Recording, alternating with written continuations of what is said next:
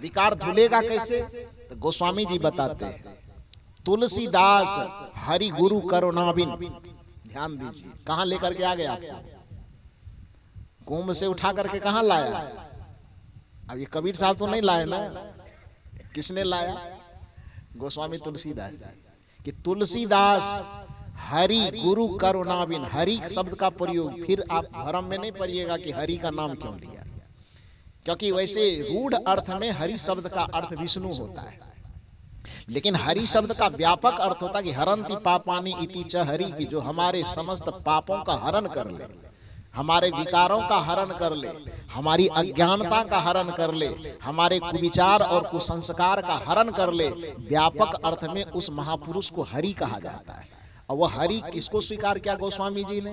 कबीर साहब का नाम इसलिए नहीं लूंगा यहाँ पर क्योंकि प्रसंग गोस्वामी जी का चल रहा है, इसलिए गोस्वामी से ही कहवाते हैं गोस्वामी जी से कि हरि वो किसको कह रहे हैं? तब बंदो गुरु पद कंज कृपा सिंधु नर रूप।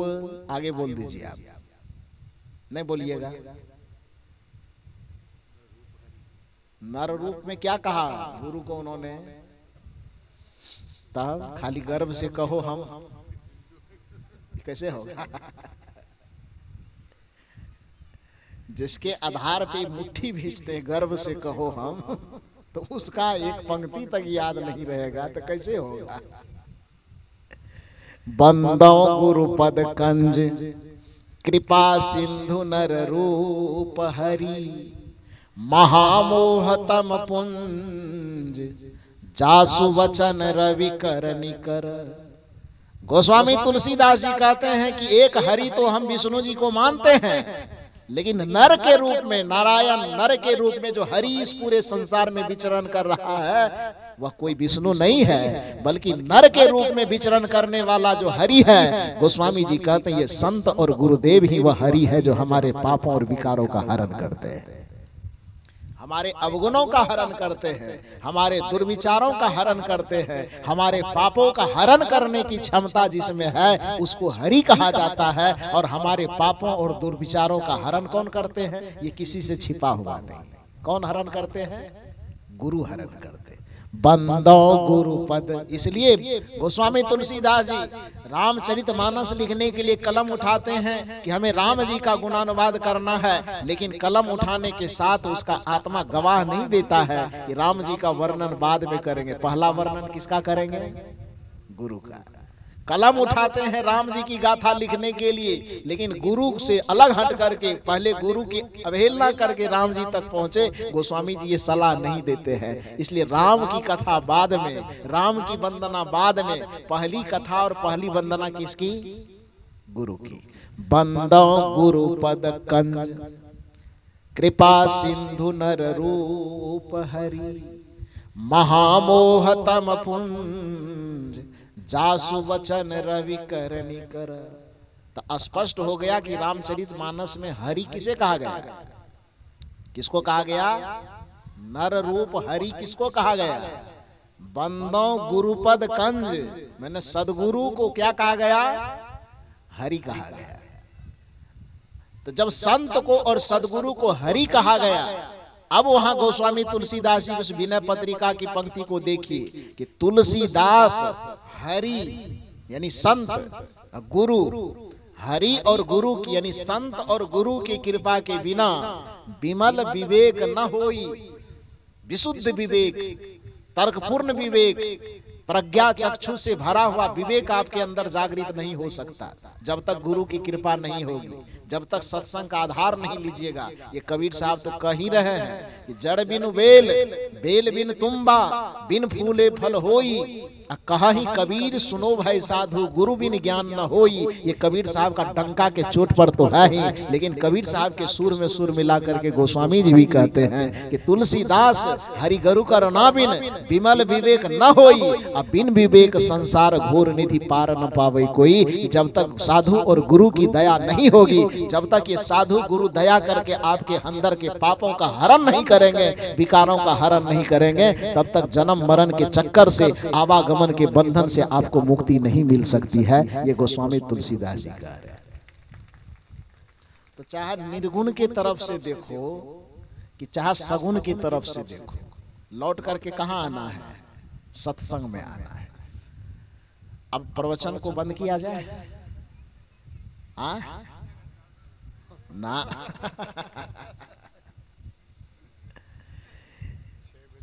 6 बज चुका है, इसलिए उसको बंद करना तो पड़ेगा मजबूरन। मूल रूप से थोड़ा सा मैं सिमट देता हूं, चारों तरफ जो भाव बिखर गया है उसको थोड़ी देर में 2-4 मिनट में मैं सिमटने का प्रयास कर देता हूं। क्योंकि मैंने कहा कि गुरु की महिमा पाप धुलेगा इस चीज से, ध्यान से, सत्संग से, साधना से, भजन से। किसी नदी में स्नान करने से तन पवित्र हो सकता है, लेकिन मन पवित्र होने का कोई उपाय नहीं है। इसलिए मैं स्वामी विवेकानंद का उदाहरण दे रहा था, बात को समेट देता हूं मैं। स्वामी विवेकानंद इसलिए कहे कि मन को पाप और विकार से मुक्त करने का एक ही उपाय है, शांति को प्राप्त करने का एक ही उपाय है। वह उपाय क्या है? ध्यान करना, स्थिर होना, संसार की उपलब्धि हासिल करनी। भौतिक दुनिया में सफल होना हो तो दौड़ना पड़ेगा, और आध्यात्मिक जीवन में सफल होना है तो आपको क्या होना पड़ेगा? स्थिर होना पड़ेगा, शांत होना पड़ेगा। इसलिए स्वामी विवेकानंद स्थिर होकर के बैठे हुए थे। जो विद्वान उसके सामने से गुजर रहे थे उन्होंने कहा कि स्वामी जी आप आंख बंद करके क्यों बैठे हैं? स्वामी विवेकानंद ने कहा, उसने सोचा कि इसको सामान्य आदमी है, इसको मोक्ष, मुक्ति, कैवल्य, निर्वाण कहेंगे तो शायद समझ में ना आवे। तो जब आदमी समझने वाला, जो सामने वाला जिस समझ के स्तर का होता है, तो समझाने वाले को भी उसी स्तर में बात करना पड़ता है। करना पड़ता है कि नहीं? अब एक बच्चा कोई आवे छोटा 5 बरस का, वो पूछे कि वो क्या है, तो उसको समझाने के लिए उसकी भाषा में ही समझाना पड़ेगा ना।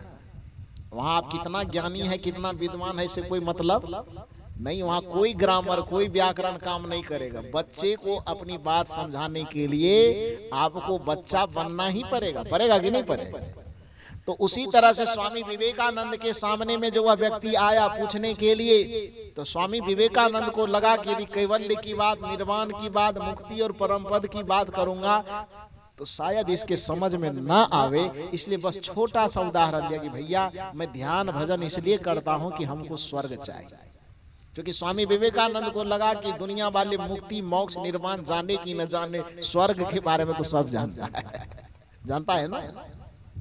तो इसलिए स्वामी जी को लगा कि हालांकि ध्यान का उद्देश्य स्वर्ग पाना नहीं है, ध्यान का उद्देश्य निर्वाण पाना, कैवल्य पाना, मुक्ति पाना, परम पद पाना, ब्रह्मानंद पाना, ये है। लेकिन स्वामी जी चूंकि उस प्रश्न करने वाले के बुद्धि का स्तर देखा कि निर्वाण, कैवल्य, मोक्ष को समझ नहीं पाएगा, इसलिए इसको थोड़ा सामान्य तरीके से ही समझाते हैं, जो उसकी समझ है उसके समझ के अनुरूप समझाते हैं। तो उन्होंने कहा कि भैया मेरे, ये जो तुम देख रहे हो कि हम ध्यान में दिन रात बैठे रहते हैं, बस हम स्वर्ग की कामना से ऐसा किए हुए हैं।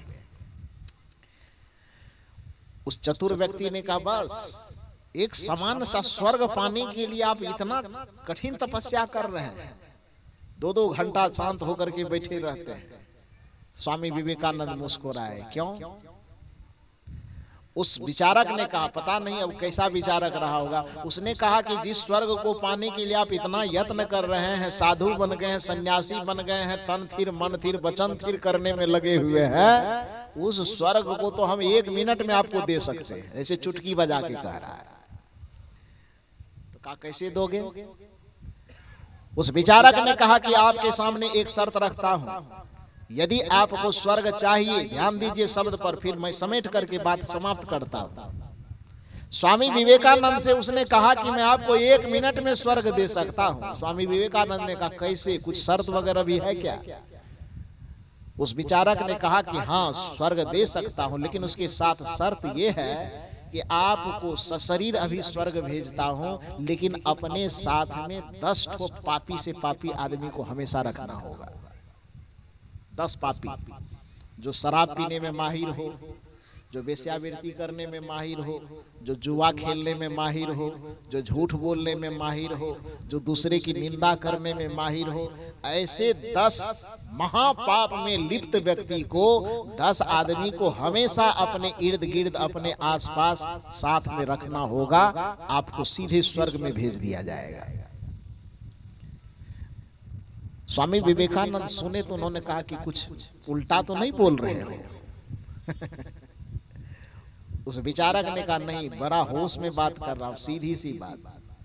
यदि आपको शरीर सहित स्वर्ग जाना है तो अपने साथ में पाप में डूबे हुए ऐसे 10 व्यक्ति को हमेशा साथ में रखना होगा। स्वामी विवेकानंद ने कहा कि नरक का भी यदि कोई कंडीशन हो तो थोड़ा बता दो हमको, फैसला बाद में कर लेंगे, लेकिन कंडीशन की जानकारी तो हो। उस विचारक ने कहा हाँ, नरक का भी कंडीशन है। यदि आप नरक जाना चाहते हैं तो शर्त यह है कि आपको अपने साथ में 10 पुण्यात्मा को साथ में रखना होगा, जो सत्संग करता हो, जो ध्यान करता हो, जो सुमिरन करता हो, जो भजन करता हो, जो दया क्षमा करुणा प्रेम से जिसका हृदय भरा हुआ हो, ऐसे ऐसे 10 पुण्यात्मा को दिन रात आपको साथ में रखना होगा, हमेशा उनकी संगति में रहना होगा, तो आपको सीधे नरक भेज दिया जा सकता है। स्वामी विवेकानंद ने कहा कोई नशा में तो बात नहीं कर रहे हो, और कहीं ऐसा तो नहीं है कि स्वर्ग वाला कंडीशन नरक में और नरक वाला कंडीशन स्वर्ग में बता रहे हो। विचारक ने कहा नहीं नहीं नहीं, पूरे होश में बात कर रहा हूं, ध्यान दीजिए। यदि स्वर्ग चाहिए तो 10 पाप में लिप्त व्यक्ति को साथ में रखना होगा, और यदि नरक चाहिए तो 10 ठो पुण्यात्मा धर्मात्मा महात्मा को साथ में रखना होगा। शर्त यही है, कंडीशन यही है। स्वामी विवेकानंद बिना कुछ सोचे समझे बोले कि मेरे लिए नरक का टिकट कंफर्म कर दो। क्या करो? स्वामी विवेकानंद ने क्या कहा कि यदि आपकी शर्त, आपका अनुबंध यही है तो मेरे लिए कौन सा टिकट कंफर्म करो? नरक का। उस विचारक ने कहा कि बड़ा गजब है, स्वर्ग तो इतना मनोहारी चीज है कि दुनिया में पाप करने वाला आदमी पंडित जी को घूस घास दे करके भी स्वर्ग जाना चाहता है। खटिया देके, तकिया देके, जूता देके, छाता देके, तंत्र जपवा के, मंत्र जपवा के, पूजा करके, पाठ करके जीते जिंदगी तो चाहता ही है। मरने के बाद भी बाल बच्चे को कह के जाता जमीन बिक जाए तो बिक जाए, लेकिन श्राद्ध जरूर करवा देना। खटिया जूता चटिया जो देना हो दे, ताकि हमको स्वर्ग मिले। तो स्वामी जी, स्वर्ग का आकर्षण भारतीय मानस में इतना ज्यादा है, भारतीय जनमानस में इतना छाया हुआ है कि स्वर्ग चाहिए। तो जीते जिंदगी आदमी चाहे जो करे, मरने के बाद भी अपने पीछे वाले पीढ़ी को कह के जाता है कि और कुछ करना नहीं करना, लेकिन हमारा स्वर्ग पिंडदान जरूर करते रहना। कहता कि नहीं कहता?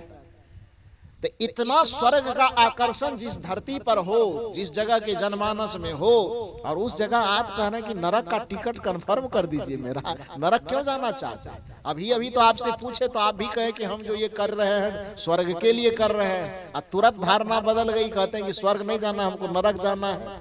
ध्यान दीजिए, स्वामी विवेकानंद ने कहा ये बात सच है कि मैं स्वर्ग जाना चाहता था, लेकिन तुमने स्वर्ग जाने का जो कंडीशन बताया और नरक जाने का जो कंडीशन बताया, दोनों कंडीशन को, दोनों अवस्था को समझने के बाद मैं यह निर्णय लिया, यदि स्वर्ग मुझे जाना पड़े और उसके बदले में शर्त के अनुसार मुझे अपने साथ में चोरी करने वाला, झूठ बोलने वाला, निंदा करने वाला, व्यभिचार करने वाला, शराब पीने वाला, दूसरे को गाली गलौज करने वाला, दूसरे का शोषण दमन करने वाला, यदि ऐसे लोगों को मुझे साथ में रखना ही होगा तो स्वर्ग में ही हम बैठेंगे। तो ऐसे संगति के असर से स्वर्ग भी नरक बन जाएगा। लेकिन यदि तू सत्संगी को दे रहा है, महात्मा को दे रहा है, ध्यान करने वाले को दे रहा है, पूजा करने वाले को दे रहा है, कीर्तन और भजन गाने वाले 10 आदमी को दे रहा है, तो यदि हम नरक में भी बैठ जाएंगे तो ऐसे सत्संगी के माहौल से नरक भी स्वर्ग बन जाएगा। तो हमको नरक ही चाहिए। कबीर साहब ने इस सत्संगति के माहौल की तुलना जब किया तो राम बुलावा भेजिया, दिया कबीरा रोए, जो सुख साधु संग में सो वैकुंठ न हो। कबीर साहब कहते हैं कि ये सत्संगति का माहौल मिल जाए, साधु का संगति मिल जाए, तो इस माहौल के सामने में, इस व्यवस्था के सामने में वैकुंठ तक को ठोकर मारा जा सकता है। तो स्वर्ग कौन खेत के मूली है? जिस जगह वैकुंठ को ठुकराया जा सकता है वहां स्वर्ग ठुकराने की क्या बात है। स्वामी विवेकानंद कहते हैं कि यदि पापात्मा मुझे साथ में दे रहे हैं, दुष्टात्मा मुझे साथ में दे रहे हैं, चोरी हिंसा नशा झूठ व्यभिचार में लिप्त व्यक्ति की संगति दे रहे हैं, और इस अवस्था में आप मुझे स्वर्ग दे रहे हैं, तो ऐसे स्वर्ग को मैं प्रणाम करता हूं। ले जाइए अपना स्वर्ग। मुझे क्या चाहिए? यदि साथ में मुझे सत्संग करने वाले मिले, साथ में मुझे गोविंदा वाले लोग मिले, साथ में ये सत्संगी मिल जाए, साथ में भक्त मिल जाए, और सामने में माइक मिल जाए, और इतना सुनने वाला मिले, तो इस कंडीशन में यदि नरक भी मिलता है तो वो नरक हमको स्वीकार है, मंजूर है कि नहीं है? ऐसा नरक चाहिए कि नहीं चाहिए? चाहिए ना। ऐसा नरक लेने में कोई आपत्ति नहीं है। तो स्वामी विवेकानंद कहते हैं कि सत्संगति में वो सामर्थ्य है, ध्यान में वह सामर्थ्य है, भजन में वह सामर्थ्य है, जो सामर्थ्य एक दिया में है कि अंधकार घना मिले, लेकिन यदि दिया पास में हो तो अंधकार में भी उजाला हो सकता है। लेकिन यदि हमारे पास दिया नहीं है तो फिर वह अंधकार हमारे लिए भयावह हो जाएगा। तो सत्संग वह दिया है, दिया मत कहिए बल्कि इसको सूर्य कहिए, कि सत्संग वह सूर्य का स्रोत है कि जिसके पास में सत्संग रूपी सूर्य है उसको दुनिया में कहीं पर नरक मिलने का कोई सवाल नहीं होता है। तो इसीलिए मैंने आपसे निवेदन किया, प्रवचन की शुरुआत मैंने इसी बात से की कि जो व्यक्ति इस संसार में कुछ अच्छा गति चाहता है तो उसको अच्छी संगति करना पड़ेगा। जो व्यक्ति अपने जीवन की सही दशा चाहता है उसे सही दिशा का चयन करना पड़ेगा, क्योंकि दिशा से दशा बंधी हुई है और संगति से हमारी गति बंधी हुई है। यदि हमारी संगति कुसंगति से परिपूर्ण है तो उसके परिणाम में दुख मिलेगा, और यदि हमारी संगति सुसंगति से जुड़ी हुई है तो उसके परिणाम में हमें सुख मिलेगा। इसलिए कबीर साहब ने कहा है कि संगत से सुख उपजे और कुसंगत से दुख होय, कहा ही कबीर तहां जाई जहां अपनी संगति होय। तो कुसंगत के परिणाम में दुख बंधा हुआ है, सुसंगत के परिणाम में सुख बंधा हुआ है, विषय की दिशा से दुख बंधा हुआ है, बंधन बंधा हुआ है, और सत्संगति की दिशा से एकदम राम पद बंधा हुआ है, आत्म पद बंधा हुआ है, आनंद का पद बंधा हुआ है, परम सुख का पद बंधा हुआ है। तो जैसी दिशा का चयन करेंगे आप वैसी दशा आपकी बनेगी, और जैसी संगति का चयन करेंगे आप वैसी गति आपकी निर्धारित है। बस इतना ही निवेदन करके कि आप अच्छी संगति में आइए, सत्संगति में आइए, ताकि आपकी सद्गति हो सके, और अच्छी दिशा का, राम की दिशा का चयन कीजिए, गुरु की दिशा का चयन कीजिए, भक्ति की दिशा का चयन कीजिए, सत्संगति की दिशा का चयन कीजिए, ताकि आपका जीवन की दशा सुरक्षित हो, आप आनंद से जिए, आप मुक्ति पद को प्राप्त कर सकें, आप जीवन के चरम परम लक्ष्य मोक्ष पद को प्राप्त कर सकें। इन्हीं शुभकामनाओं और निवेदनों के साथ आप सबों को बहुत बहुत धन्यवाद देते हुए, खास करके इस गोविंदा के हमारे जितने सत्संगी हैं उसको बहुत बहुत धन्यवाद देता हूं कि लोग महीनों लगाते हैं तब इस तरह की तैयारी हो पाती है। और मुझसे यह कार्यक्रम मात्र कितना दिन पहले, 6 दिन, 1 सप्ताह पहले यह कार्यक्रम तय हुआ।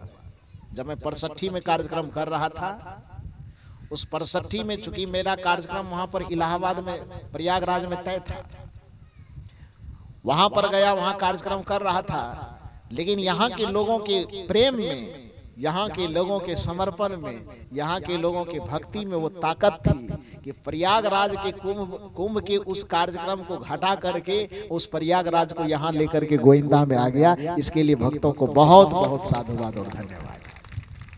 तो ये कार्यक्रम मात्र 6 दिन पहले तय हुआ है, और 6 दिन में इतनी सुंदर व्यवस्था, इतने लोगों के बीच में अपने सूचना को पहुंचा देना, इतने लोगों को इकट्ठा कर देना, यहाँ के जो भी पदाधिकारी हैं, जो भी कार्यकर्ता है, उन लोगों को बहुत बहुत साधुवाद, धन्यवाद। एक बार जोरदार ताली बजा करके उनका अभिनंदन किया। दूसरी बात कि आम भक्तों के अलावा मैंने बार बार कहा कि हमारे जो संत गुरुजन मंच पर बैठे हुए हैं, इनके पास ज्ञान के इतने अनमोल खजाने सब हैं कि ये चाहे तो आपको एकदम जिंदगी भर नहलाते रहे, ज्ञान से सराबोर करते रहे। उसके बावजूद भी इन गुरुजनों की उदारता होती है और उदारता होना भी चाहिए। अपने घर के बच्चे को दुलार सब कोई करता है ना, करता है कि नहीं करता है? तो हम बुद्धि से भी, उम्र से भी, ज्ञान से भी, संस्कार से भी, हर दृष्टिकोण से महापुरुष के बच्चे हैं कि नहीं है ना? तो मुझे दुलार मिलना चाहिए ना। दुलार यदि नहीं देंगे तो लड़ करके भी लेना चाहिए कि नहीं? हालांकि अभी लड़ने की जरूरत नहीं पड़ रही है, ऐसे अपने आप दुलार देते जा रहे हैं। तो एक बार इन सभी महापुरुषों के लिए जोरदार ताली बजाकर इनका अभिनंदन कीजिए। बहुत बहुत साधुवाद, बहुत बहुत धन्यवाद जिन कार्यकर्ताओं ने इस आयोजन को सफल बनाया, जिन भक्तों ने दूर दूर से आकर के, चूंकि मुझे कह रहे थे आपका शुभ नाम क्या है जी? धनुराम साहू जी, धनु, हाँ धानुराम साहू, थानू, अच्छा अच्छा, थैंक यू। तो थानूराम साहू जी जब अभी मुझे लेने के लिए गए तो वहाँ कमरे में बता रहे थे कि साहब इस तरह से गोविंदा में कार्यक्रम अभी तक हुआ नहीं। कार्यक्रम करते भी थे तो इस तरह से लोगों का जमावड़ा, इस तरह से लोगों की संख्या नहीं आती थी। आप आए, आपको सुनने के लिए अलग अलग जगहों से, दूर दूर से लोग आए। हमारे बीच में एक सज्जन बैठे हुए हैं, ये अपने श्रीमती जी के साथ में। आपका शुभ नाम जी? खेदूराम साहू जी, हाँ एक बार इनके लिए भी जोरदार ताली बजाए। परसों जो मेरा कुंभ में वहां पर कार्यक्रम हुआ तो उसको कम से कम 10 चैनल वालों ने उसको लाइव प्रसारण किया। मैं तो गया था, मैं तो सचमुच में कहिए कि मैं सुनने गया था, वहां संतों का दर्शन करने गया था, लेकिन आप लोगों की कृपा से, आप लोगों के स्नेह से इतना कम से कम लोगों ने जगह देना शुरू कर दिया है कि जिस जगह भी जाता हूं तो श्रोता की पंक्ति में लोग बैठने नहीं देते। एक तरह से मेरा ये दुर्भाग्य भी कहिए कि खाली पकड़ पकड़ करना पड़ता है। सुनने का अवसर अब कम मिलता है, लेकिन सौभाग्य है उसका जिसको संत की वाणी, गुरु की वाणी सुनने का सौभाग्य मिलता है। क्योंकि आप बोलते हैं तो बोल वही पाते हैं जो आप जानते हैं, लेकिन सुनने के बाद वह चीज भी आपको मिलता है जो आप जानते नहीं है। इसलिए बोलने वाले को सुनने का भी प्रयास करना चाहिए। तो इस मामले में थोड़ी कमी आ गई है। मैं वहां तो गया था गुरुजनों से सुनने के लिए, लेकिन वहां भी बोलने वालों की कतार में लगा दिया। तो वहां पर जो चैनल वाले सब लोग आए थे और प्रसारण से आप लोगों ने भी उसमें भी देखा, तो परसों वो पहली बार, नाम मेरा कभी सुन रखे थे, लेकिन पहली बार YouTube चैनल पर, आप लोग भी देखना चाहें तो मेरे नाम से चैनल बना हुआ है, उसमें आप प्रवचन को, विचार को, भजन को सुन सकते हैं।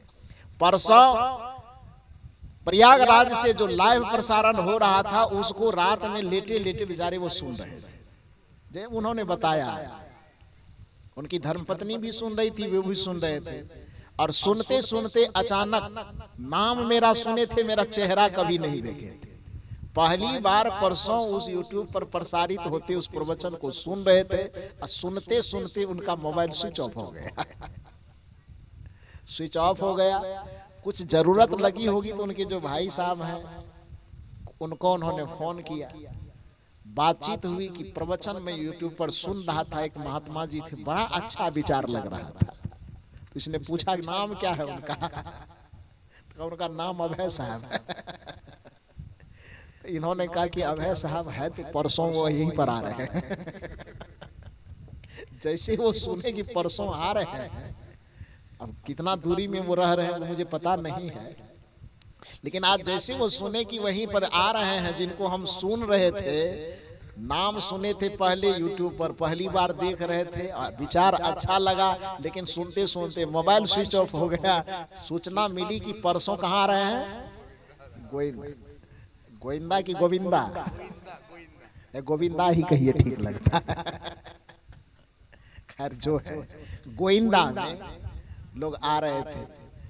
तो जैसे जानकारी मिली वो बड़े प्रफुल्लित हो गए और आज सामने में उपस्थित है। सामने में उपस्थित हुई तो मुझे भी थोड़ा लाभ मिला कि उनके द्वारा मुझे केला खाने के लिए मिल गया। एक बार उनके लिए भी जोरदार ताली बजाकर उनका अभिनंदन। तो सब लोगों का जो ये भाव मिल रहा है मुझे, इसके लिए मैं आप सबों के प्रति कृतज्ञ हूँ। आप लोगों के प्रति बहुत बहुत आभार। समस्त कार्यकर्ताओं के लिए, समस्त भक्तों के लिए, श्रोताओं के लिए, सबके लिए एक शुभकामना करता हूँ, जिसे मैं आगे आगे कहता हूँ। आप लोग पीछे पीछे दोहरा दीजिए, थोड़ा बढ़िया से दोहराइएगा। ऐसा नहीं कि बिहार में जाके मुझे कहना पड़े कि छत्तीसगढ़ वाले लोग बोलते नहीं है। तो थोड़ा बढ़िया से बोलिएगा। सर्वे भवन्तु सुखिनः।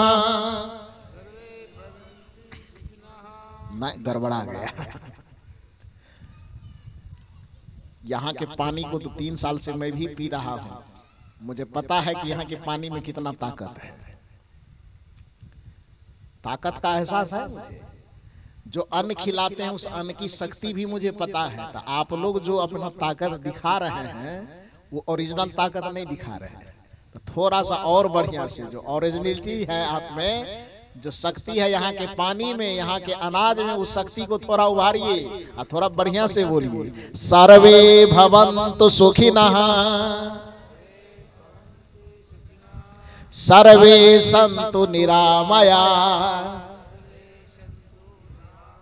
सर्वे भद्राणि पश्यन्तु, सर्वे भद्राणि पश्यन्तु, माँ कश्चित दुख भाग भवेत, माँ कश्चित दुख।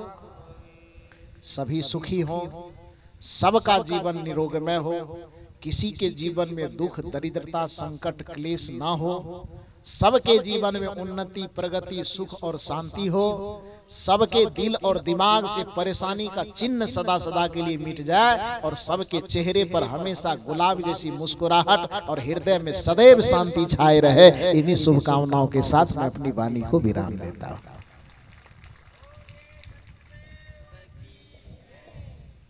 मैं विचार आप सब श्रवण कर रहे थे, जो हम और आपके जीवन के लिए एक अद्भुत मार्ग प्रशस्त करेगी, ऐसी हम कामना करते हैं। और यह कार्यक्रम बहुत ही कम समय में ही तैयारी हुई। साहब जी तो आपको बता ही चुके हैं, जिनके मुख्य सूत्रधार थे हमारे ग्राम सेवक जी। तो ये साहब जी हमारे अनुरोध को सुने, तो इनको आभार व्यक्त करने के लिए हमारे इस समिति के संचालक श्री जागेश्वर साहू से विनम्र निवेदन, साहब जी के आभार व्यक्त करने के लिए यहाँ प्रस्तुत हो।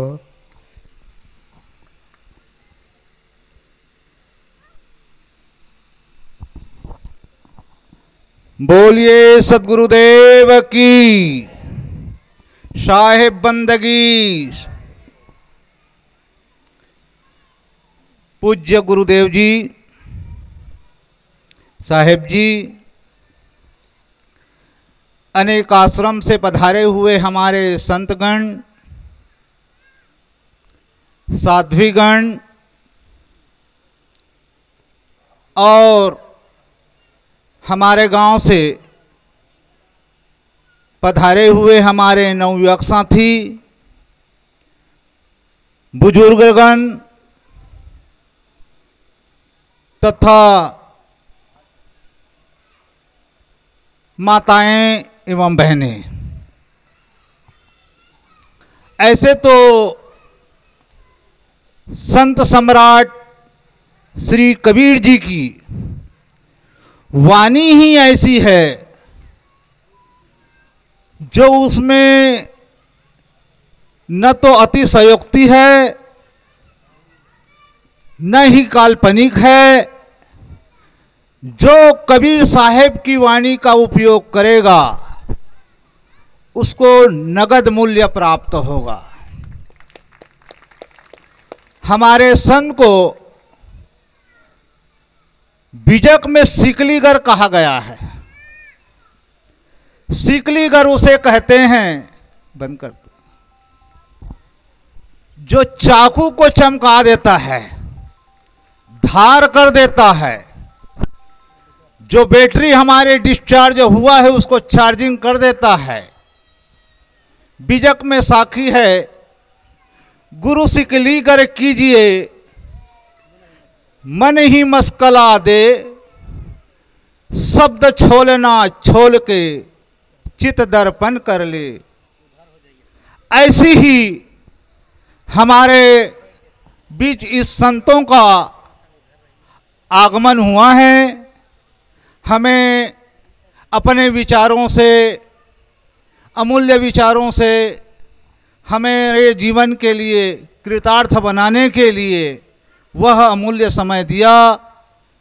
तथा तब गुरुजी ने कहा, अमृत केरी पुरिया बहुविधि दिन्हा छोर, आप सरीखा जो मिला तो ही पियाहूं घोर।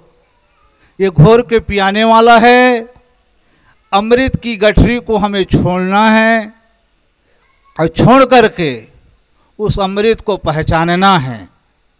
अमृत वस्तु जाने नहीं मगन भया सब लोग, कहे कबीर कामों नहीं जीव ही मरण न हो।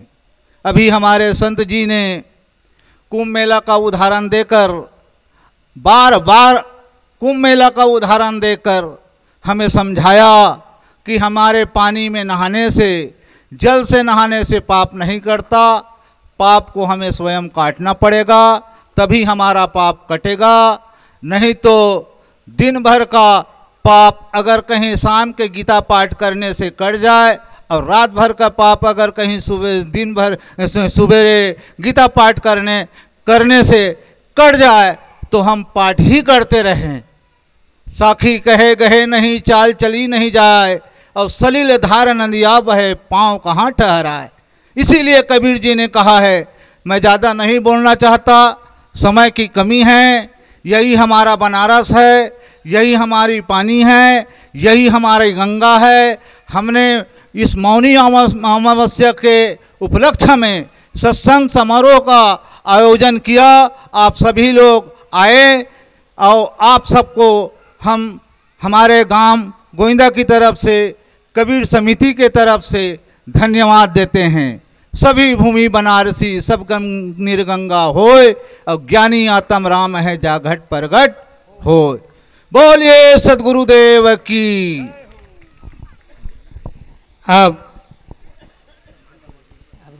तो हमारे साहेब जी के तरफ से के हाथों से सम्मानित करना है। तो मैं अन्य ग्रामों से आए हुए हमारे श्रद्धालुगण यहाँ आकर गुरुदेव के हाथों से सम्मान प्राप्त करें। डॉक्टर भुवन लाल साहू जी, ग्राम निजदा से।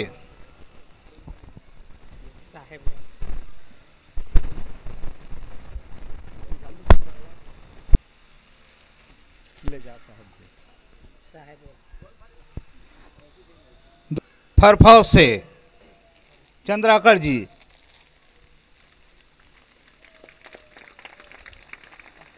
थानूराम साहू जी गोविंदा से।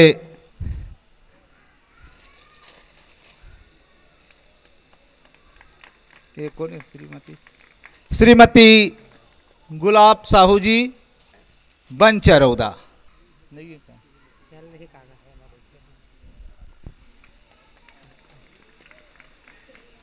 श्रीमती साहू जी गोविंदा, भूतपूर्व सरपंच, जिसके यहाँ हमारे संतों का निवास स्थान है।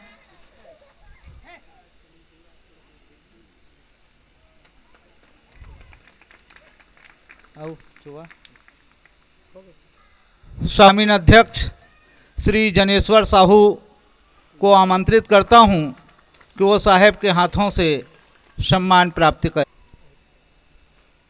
है क्या? नहीं तोला दे और नहीं साहेब के हाथों सम्मान प्राप्त करे। लेना का नहीं लगेगा? लेना जाना से आशी आउ है छेदुराम नहीं